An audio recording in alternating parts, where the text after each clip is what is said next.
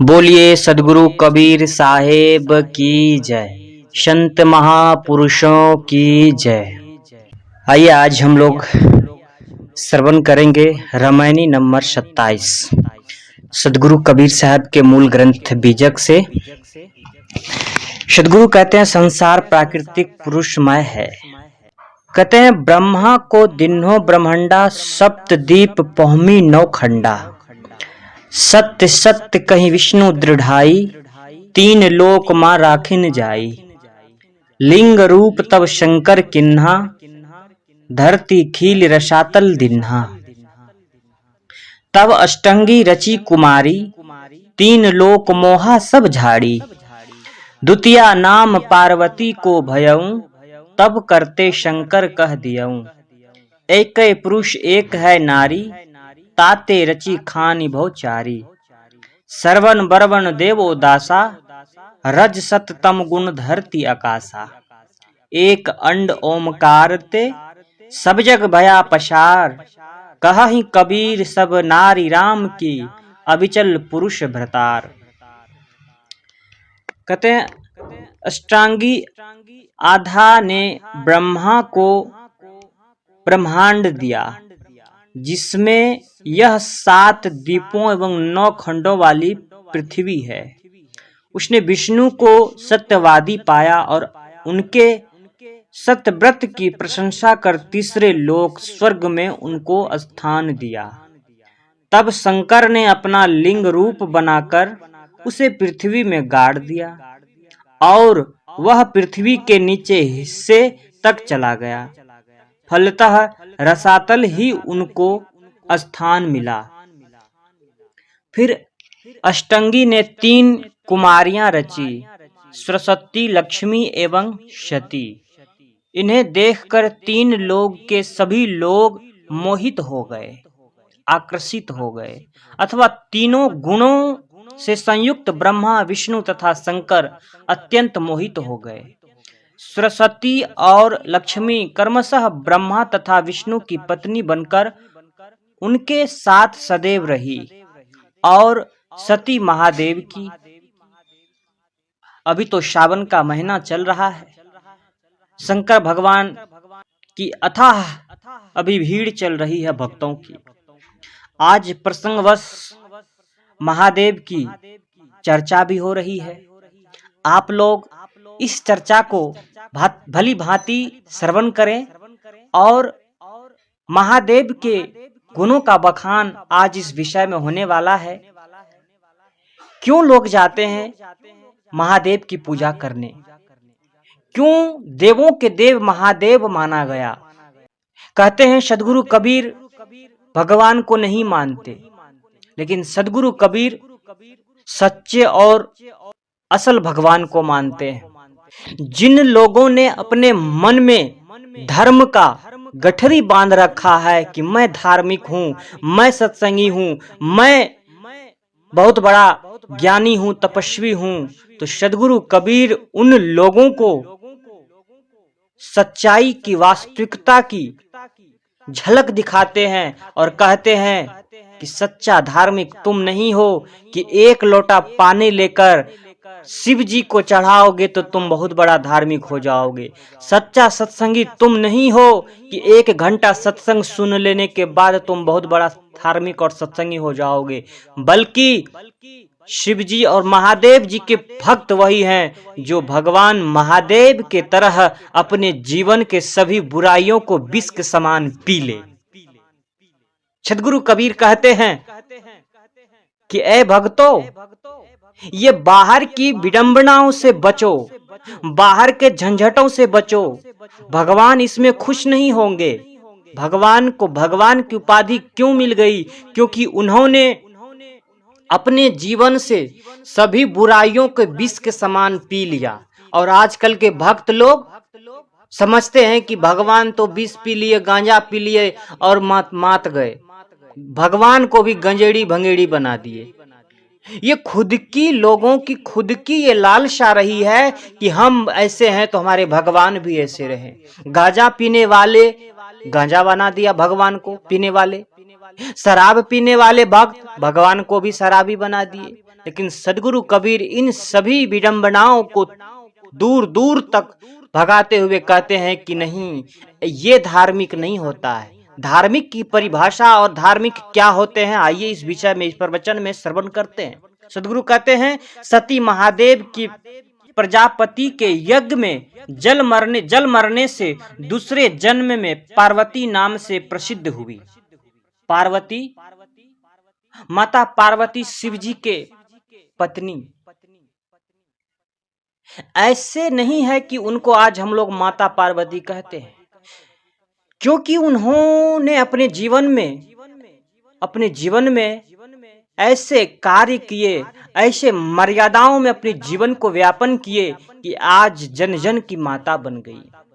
कहते और उन्हें तपस्यालीन शंकर को दे दिया गया। वस्तुतः पुरुष रूप एक चेतन कोटि है तथा नारी रूप एक प्राकृतिक कोटि है। इन्हीं से चारों खानियों की रचना है, अथवा एक नारी और पुरुष के पारंपरिक आसक्तिवश ही जीव चारों खानियों में भटकते हैं।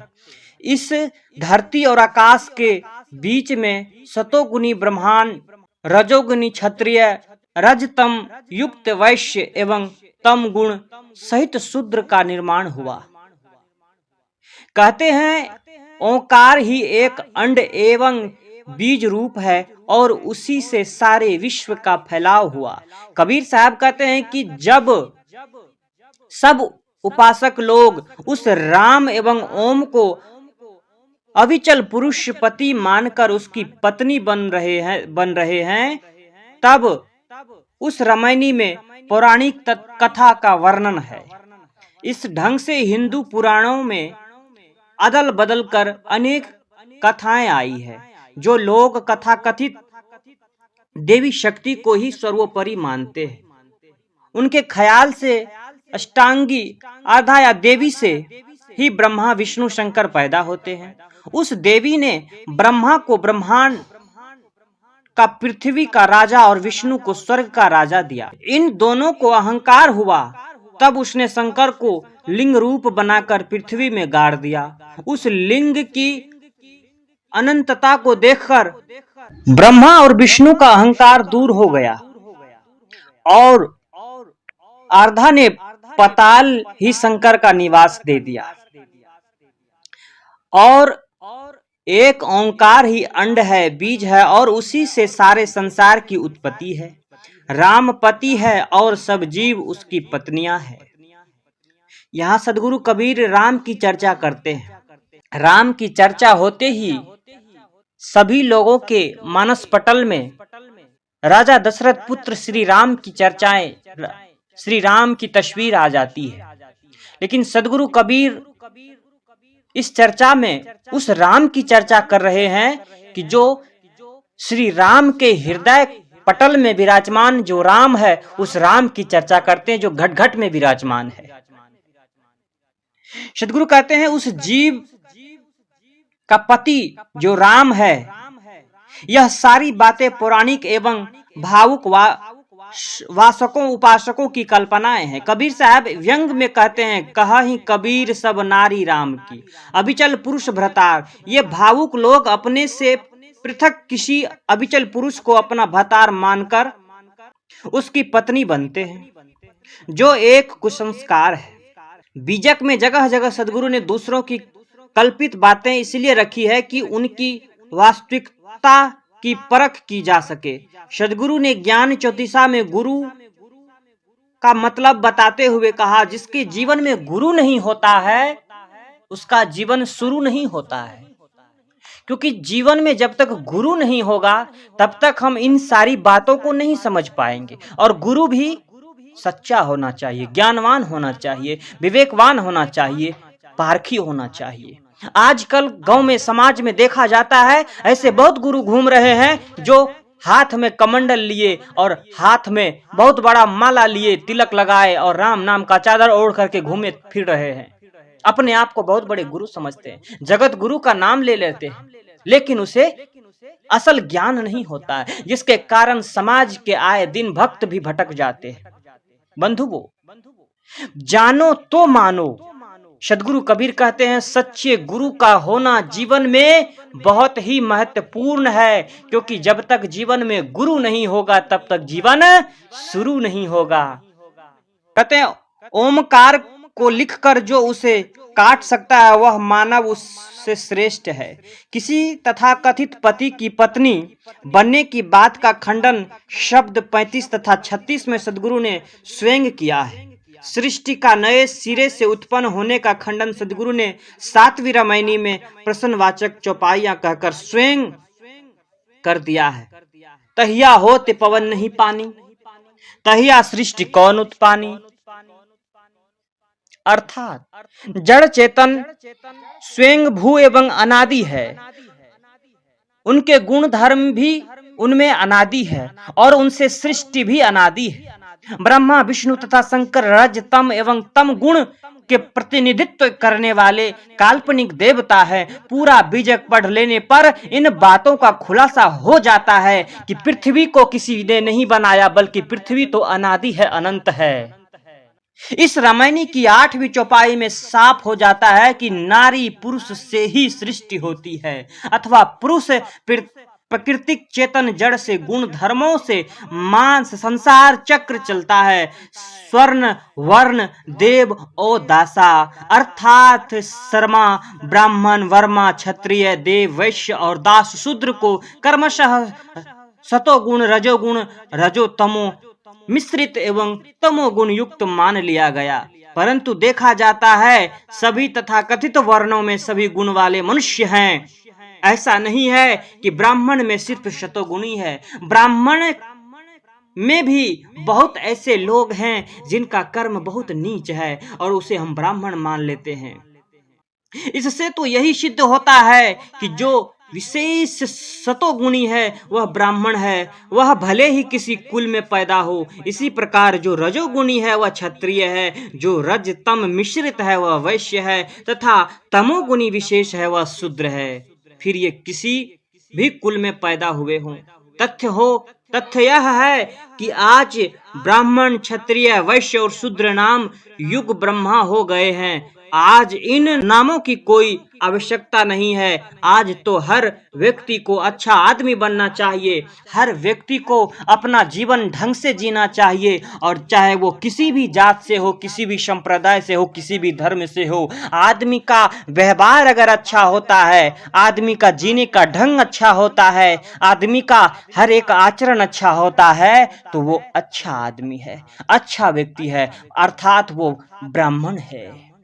वो क्या होता है, ब्राह्मण हो कुल में पैदा होने के बावजूद भी अगर आपका कार्य कसाई वाला है, आज का कार्य शूद्र वाला है, आपका कार्य नीच वाला है, तो आप ब्राह्मण कुल में होने के बावजूद भी आप ब्राह्मण नहीं हैं। सदगुरु कहते हैं कि जो तो को ब्राह्मण कहिए तो काकू कहिए कसाई। ब्राह्मण लोग भी आजकल मांसाहारी हो गए हैं। सदगुरु उन सभी लोगों को कहते हैं कि अगर तुम्हें ब्राह्मण कहें तो फिर जो मांस काटते हैं, मांस खाते हैं, उनको क्या कहें, कसाई किसको कहें फिर। तो बंधुओं, सदगुरु कबीर साहब के विचार तो बड़ी ही कसौटी पे कसा होता है। आप लोग प्रतिदिन हमारे चैनल से आप लोग श्रवण करते हैं सदगुरु कबीर साहब के महान विचारों को। ऐसे ही आप लोग श्रवण करते रहें। अभी तक इस चैनल को सब्सक्राइब नहीं किया है तो प्लीज चैनल को सब्सक्राइब कर लें, और मन में कोई सवाल हो तो तुरंत कमेंट बॉक्स में अपने सवालों को कर सकते हैं, तुरंत आप लोगों को जवाब मिलेगा। और चैनल को सब्सक्राइब जरूर करें। इन्हीं चंद विचारों के साथ मैं अपनी वाणी को विराम लेता हूँ। बोलिए सदगुरु कबीर साहेब की जय।